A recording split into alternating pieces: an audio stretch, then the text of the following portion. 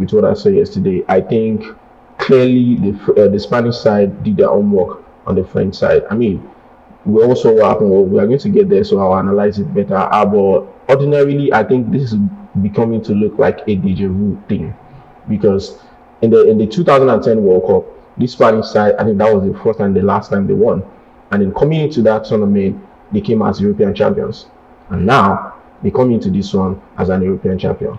Back then, they were in Group H. This time, they're in Group H. They knock out Portugal 1-0 in the round of 16. This time, they've knocked out Portugal round of 16 1-0. That time, Real Madrid had a very poor season. They had a trophyless season, basically, and went on to employ Mourinho at the end of the season. This time, Madrid ended the season trophyless, went on to hire Mourinho. Let me add one more to it. I think he's not saying enough. Wait now. Madrid. Akim Atletico Madrid were in top final. Okay. And lost. Okay. Top final. And they lost. So now, to cap it all up, as if it's not scary enough, they had 8 Barcelona players in that team back then. Guess what the number they have right now? 8? Exactly. Wow. So what does that imply? Exactly. I'm saying, what does that imply? It's looking like a deja vu, because all these things seem like it happened before. Okay. So it is looking like what it's looking like. So do you know why I'm not? First of all, let me just say, for the first time I'm actually hearing that, because I'm an advocate of probably trying as much as possible to read background stories, especially after a game is done. I go extra mile to research, to try as much as possible to get a whole lot of dimensions, from what actually transpired from the game. But I must confess that I didn't even come across this. I didn't come across this at all. But I wasn't surprised. Now I actually get the gist. When the Spanish head coach De La Fuente was talking about the fact that they have actually invoked the spirit of 2010. I think I now get the gist, and probably understand why the manager actually says so, especially after that kind of performance. But what I actually got, or what I find out, coming into the studio, was like yesterday was the 14th of June, right? Yes. Yeah. The last time the French and the Spanish also played in the semifinal of the Euros was the 14th of June, and Spain won as well. So I was now wondering, how come many of us didn't see this coming before that game? The Spanish guys, the French guys gave us some kind of delusional thing that didn't make us even see other sides. But it is what it is. What do you think actually went wrong for the French? A lot went wrong, but I'm just going to stick to the basics. I think there are reasons to some of us that feel. So sorry, I can hold your thought a bit. So if you are just joining us, we are actually talking about the semi-final games of the World Cup, the first semi-final. That was France against Spain yesterday. So Spain beat France to seal the place in the World Cup final. So their second, World Cup final appearance, just like Akim, took us through, the history book. Just a couple of minutes ago, the Spanish side last won in 2010, and that was their first, final appearance. This is the second final appearance, for the Spanish side as well. So Akim, I don't know what went wrong, but I saw a football masterclass. I saw a team that wanted to defend, but not in the conventional or not in the traditional way, in their ways of keeping, possession. They try as much as possible to outpass every opponent.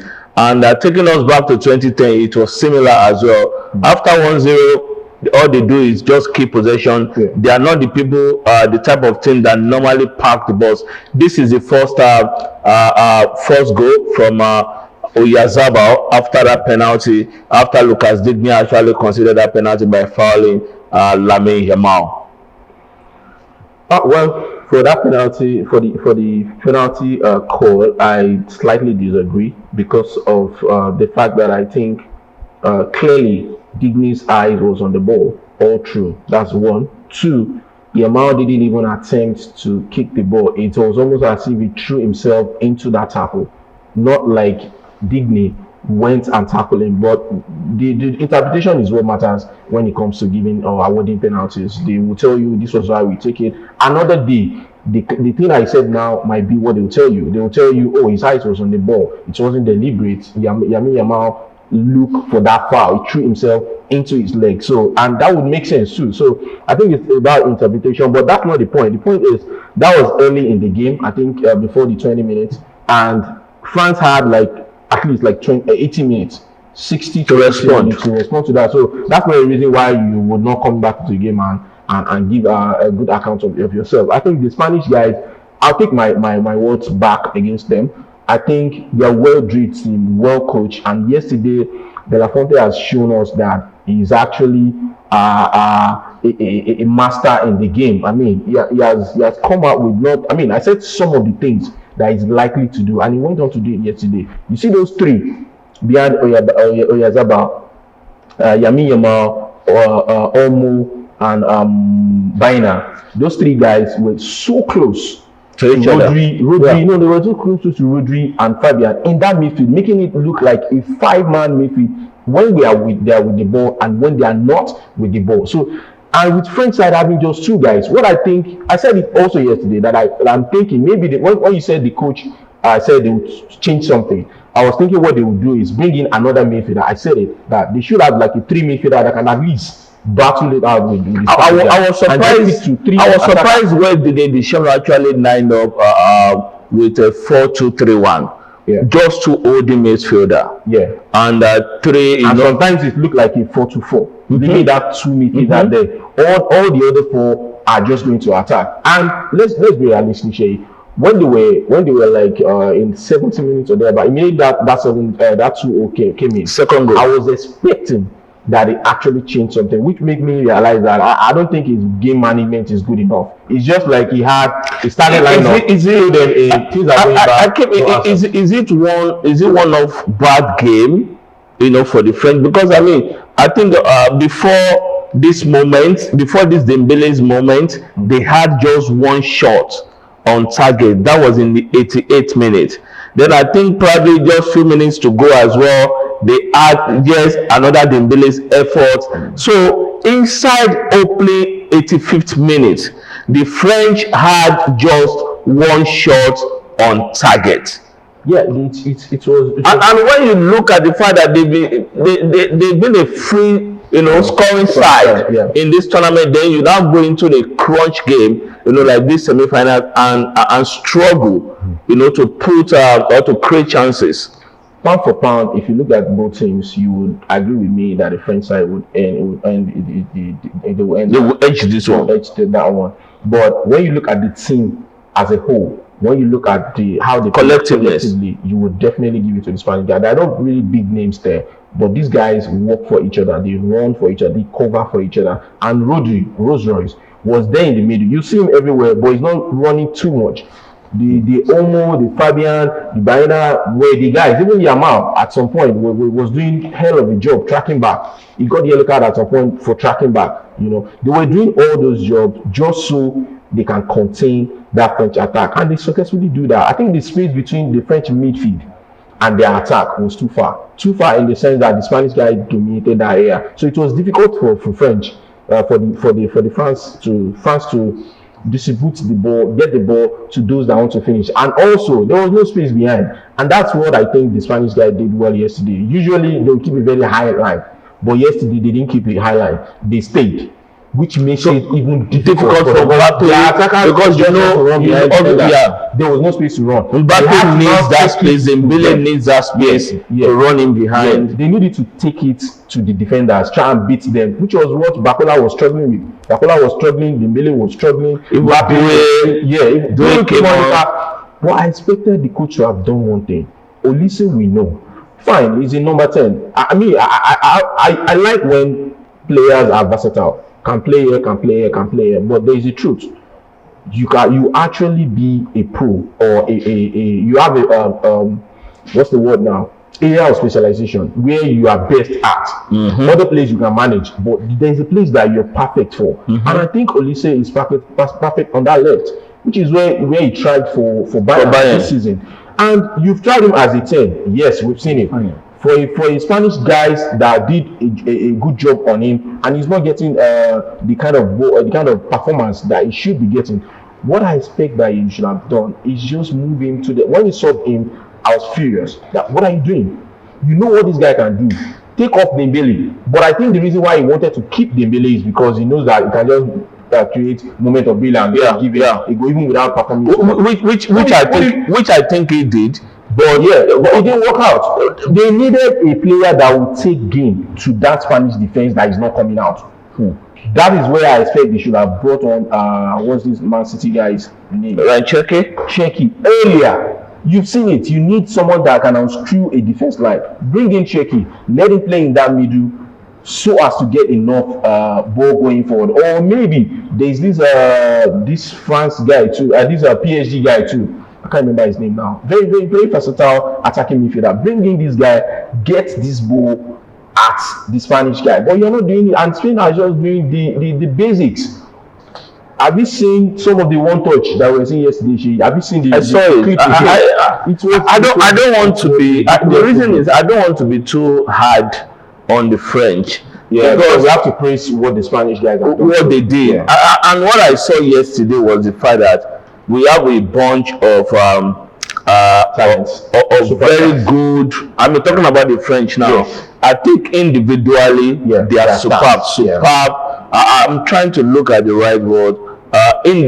Brilliant. I mean, let me say individual brilliance. Yeah, they are brilliant individually. Yeah. But I think collectively, the French, the Spanish are actually better.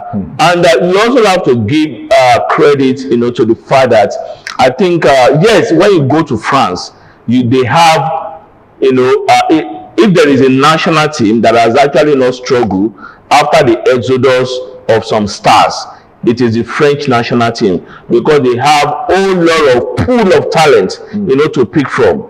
Whole lot of talent. But when it comes to the proper football culture, when it comes to proper football philosophy, I think you have to look beyond the French. The French individually are producing top players, but I don't think they have, that good football culture, good football philosophy.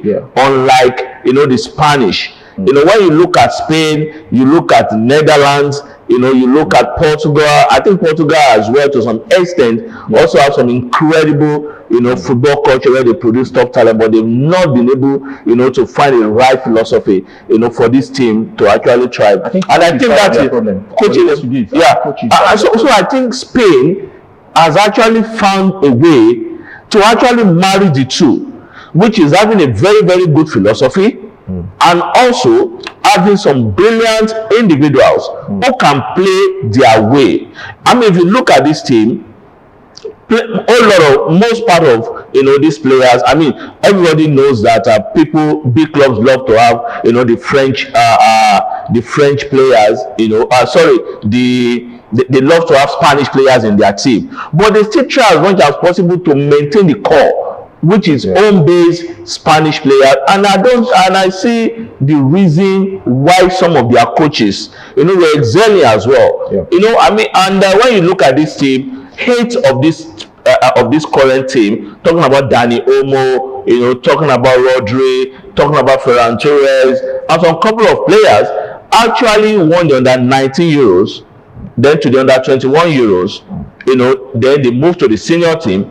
Guess who was the manager? De La Fonte. Yeah. So they knew each, even including Rodri as well. Including Rodri. Now, Akim, this is what we are talking about. They didn't defend. They didn't go physical for physical. They didn't go power for power. It was just all about football intelligence. Honestly, I agree totally with everything you have said. I mean, clearly that has been the basics that is helping this team. They know each other. Just look at this. Just look at this. They know each other well enough. They know where they would be. They know how they wanted the pass. I mean, there was the time that I was seeing a one-touch pass in like among 5 or 6 players with 5 or 6 touches. This is the build-up to the second goal. I don't know if we can take it back and so that people can see where the pass was coming. Yeah, where everything actually started. Just look. And I saw Rodri yesterday. I think I have to apologize, for thinking Vinicius Junior, Deserve that Ballon d'Or. deserve that Ballon. This guy is a football brain, a proper football genius. And I think Pep is that one man that will understand that better than anyone. But for myself, I was arguing with many of my friends then that this guy deserves the Ballon d'Or even before they gave him. I think he was brilliant in that season. There are some players in a football pitch that does a lot than people are saying. It takes someone with football brain to see what they're doing. Sometimes they are not getting the assists, they are not getting the goals, and most times this is where the people focus on who is getting the goal, who is getting the assist. But the creation, the compactness of a team most times depends on that number 4 and how he's connecting everybody. He gets the ball from the defense, make sure that everything is going on in the midfield, get the ball into the final third where the finishers can get the ball in the back of the net. And this is where Rodri is important for anything. That time when you see Man City struggle, most times it's because he's not around. And when the man is around, everybody can feel it. Everybody feels that compactness in the team. So you cannot take it away from Rodri. It was unfortunate that through the last part of Pep time, He got injured, and it showed in the team. I was telling people, most times when Man City struggle, is because of the absence of Rodri. But yes, you cannot say one man is determining what everyone else is doing. But the importance of one man at times, it's not in everything. The importance of one man at times in a team, says a lot, which is what Rodri has shown again yesterday. But still, some people still didn't see what he did. Look at this situation. I think maybe Olise, not. I don't know what to. That's why I said he can play in number 10, but it's not a proper. Now look at this situation. This is more of like 3 against 5, but they will still wiggle their way out of that position by picking passes. Yeah, that tells you. That's why I said I don't want to be too hard on the French because the press, they are covering the space. But the Spanish guys are finding a way to get to get out. Yeah, it's just basics. Like I said, it's basics. These guys traditionally. Hakim, is that basics? It's basics. I saw somebody said it as well that I think Spain actually. This is the build up to the second goal. They were taught. Look at this. This is the build up to the second goal. Look at this. They are pressing. Yeah. Now, see what Omo did there, running into channel. That actually pulled Mbappe to him. Look at Homo at the back of Tchouaméni. Yeah. He received the pass. It's free. Look at it. But that does not mean that France are still short of men backward. They say about 5-3, about 6 people. But they just couldn't sense this danger as well. Again, it shows how the Spanish guys understand themselves, understand their movements, and just going about just doing their business. For the French side, they have very good individuals that can actually finish. I think they bank on that finish for the longest. The front 4 in this tournament case. They have front 4 now because they had to put in Olise, who they cannot bench. And they cannot bench Dembele. They cannot look at the number of passes. 3.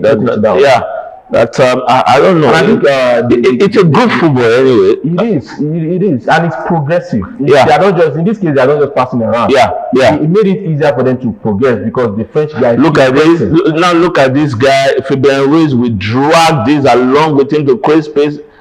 I mean, that's Pedro Porro. Yeah.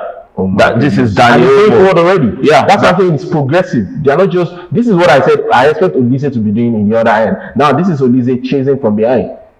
I mean, Kone chasing from behind. These guys are making it look so easy, and it's not. But they are making it easy because they are just doing the basic passing. They are just passing to each other, finding space. Everybody keeps moving. They keep running. As you can see, as he's holding the ball now. Other guys are making themselves available, but I think that is what the French guys were lacking. Maybe because they spend most of the time and most of their energy chasing. Yeah, maybe that was what happened. Just maybe. Yeah, but in the end, we have to give praise for whom deserves it. I mean, they spend most of the time chasing the ball. At some point, I saw Dembele. I saw Dembele, and I was like, Ballon d'Or player. Look at how those guys.